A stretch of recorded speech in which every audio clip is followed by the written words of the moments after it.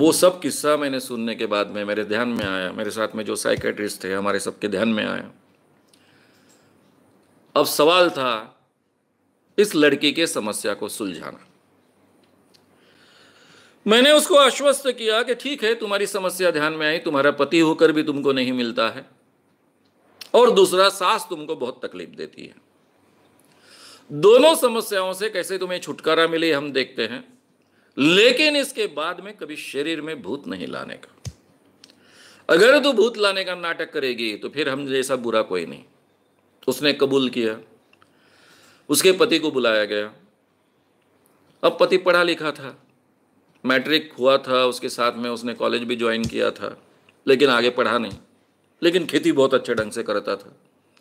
उसको ठीक ढंग से समझाया, वो समझ गया, लेकिन बोले माँ को कैसे समझाऊँ। मतलब ठीक है, मैं माँ को समझाता हूँ। मैं माँ को समझाने के लिए बाहर आया तो उसकी माँ मुझे बहुत गालियाँ दे रही थी, क्योंकि ये जो मेरे साथ में सब डॉक्टर्स लोग आए थे वो कोई हमेशा के मेरे कार्यकर्ता नहीं थे। अब सबको तो इंटरव्यू के लिए अंदर ले जाना पॉसिबल नहीं था। उनमें से किसी डॉक्टर ने शायद, और या फिर मेरे कार्यकर्ता ने शायद ऐसा बोल दिया कि दुनिया में भूत नहीं होता है। कौन कहता है? मानव साहब कहते हैं। तो वो मेरे नाम से गाली दे रही थी कि ये मानव अपने आप को बहुत शायना समझता है, कान के पीछे से आया लेकिन अपने आप को बहुत विद्वान समझता है, इसको क्या समझता है भूत क्या होता है। मेरे बहू को तो भूत ही लगा है। अब वो मेरे ही सामने मेरे को गाली दे रही है। अब मैं बूढ़ी औरत को बोलता हूँ कि ये भूत नहीं है, तेरी बहू ढोंग कर रही थी, मैलिंगरिंग कर रही थी, तो काम तो बिगड़ जाएगा। मैंने थोड़ा उसको बोला कि तुमसे अलग से बात करनी है। वो आई, और तभी के तभी मैंने निर्णय लिया कि इसको सच बताना संभव नहीं है। इसका अगर काउंसलिंग करते बैठे तो शायद प्रॉब्लम भी हल नहीं होगा, शायद आगे चलकर ये गुस्सा पूरा का पूरा अपने बहू पर निकालेगी। तो पहले ही मैंने नाटक किया, बाप रे, तेरे बहू को क्या भूत लगा था, कितना ताकतवर था, बहुत हठी था, निकलने का नाम ही नहीं ले रहा था। बड़े मुश्किल से उसको भगाया है। वो एकदम से खुश हो गई, मैंने भूत भगाया ऐसा बोलने के बाद में। लेकिन अभी तो भगाया, मैं इतने डॉक्टर्स लेकर आया हूं, अभी तो कोई मैं पैसे नहीं लेना वाला तुम्हारे पास से। लेकिन दूसरी बार मेरी आने की जरूरत नहीं करनी चाहिए, तब तुमको बहुत खर्चा करना पड़ेगा, ये सब खर्चा देना पड़ेगा। अरे बोलना बोलना, क्या करना पड़ेगा? मैंने कहा देख, मैं जो कहूंगा उसके अनुसार तुझे बर्ताव करना पड़ेगा, तो फिर से भूत नहीं लगेगा तेरे बहू को। हाँ बोलना बोलना, क्या करना पड़ेगा? मैंने पहले कहा कि तुम्हारे बहू को भूत क्यों लगा मालूम है? वो बहुत एनीमिक है, बहुत दुबली पतली बनी है। अरे घर में इतना सब कुछ है, खाने पीने को है, घर में इतना गाय भैंसे हैं, इतना दूध निकलता है, तूप बनता है, घी बनता है।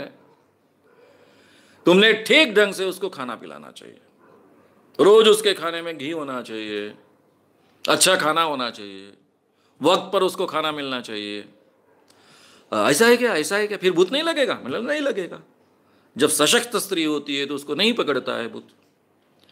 ठीक है ठीक है, आज से मैं उसको ठीक ठीक से खाना पीना खिलाऊंगी, बहुत केयर करूंगी। और दूसरी बात, तुझे मालूम है इसको किसने भूत ने पकड़ा था? मुंजा ने पकड़ा था। ये जो मुंजा होता है ना, वो अकेली औरत को पकड़ता है।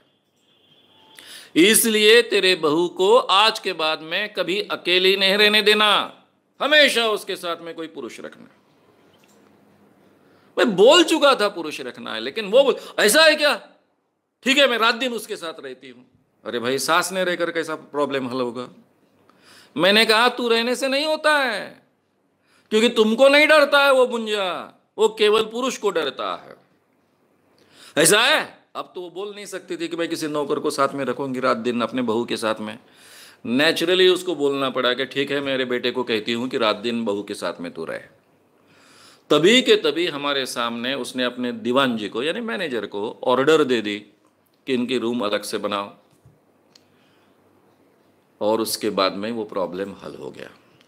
अब मेरे दिमाग में कई दिनों तक ये चल रहा था कि मैंने ठीक किया या गलत किया, ठीक किया गलत किया। सास को मैंने समझाना चाहिए था कि उसके अंधविश्वास कायम रखकर ये प्रॉब्लम सॉल्व करने का प्रयास करना चाहिए था। एक दिन उसका पति मुझे मिल गया। उन दिनों मैं बस से प्रवास करता था हमेशा। बस में ही मिल गया। वो कहने लग गया, सर बहुत बहुत धन्यवाद, अब मैं बाप बनने वाला हूँ, हमारी फैमिली बहुत अच्छे ढंग से चल रही है। मेरी माँ अपनी बहू की बहुत केयर करती है। हमारे स्कूल के जब 10 के टोल बजते हैं उसी समय वो चिल्लाती है बहू के नाम से, आ पहले काम छोड़, पहले खाना खा।